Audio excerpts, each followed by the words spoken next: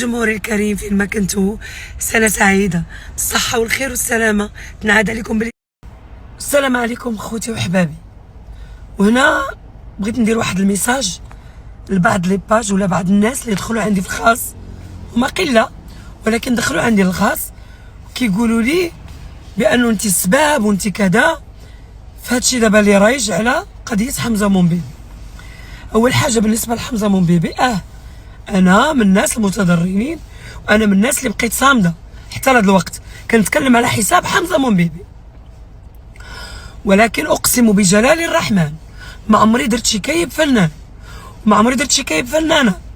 كنتحدى هاد الناس اللي دخلوا عندي في الخاص قول لهم يجيبوا لي شكايه درتها باسم فنان، وانا مستعده لاي حاجه طلبوها مني.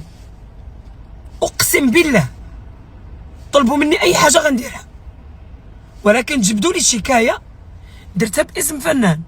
انا درت شكايه بحساب حمزة مومبيبي اللي تضريت من خلاله، تقصت بزاف ديال الحوايج، ما نبقاوش نعاودوا هذا الشيء لانه ولا مستهلك،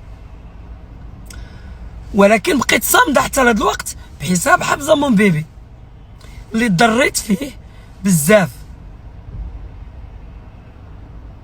القضاء كان كفيل انه يجبد لنا مجموعه ديال الاسماء، فاللي بغى يتحاسب تحاسب مع القضاة، والاوامر ملي كتخرج صادره عن محكمه، كتخرج صادره باسم جلاله الملك الله ينصرو، ماشي باسم سعيدة شرف.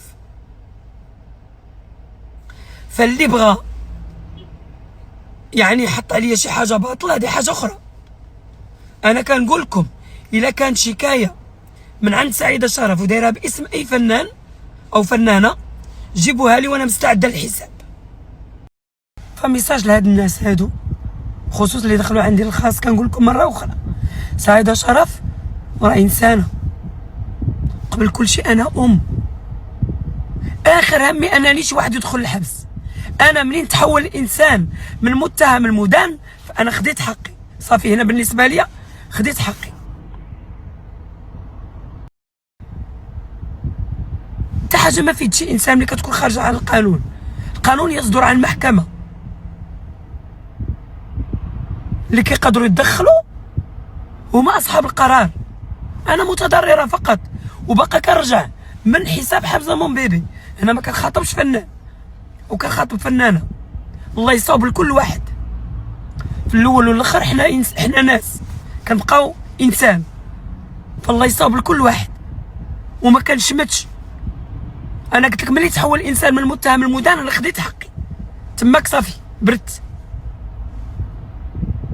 فالله يسهل عليكم، مابقاوش يصطادوا في الماء العكر.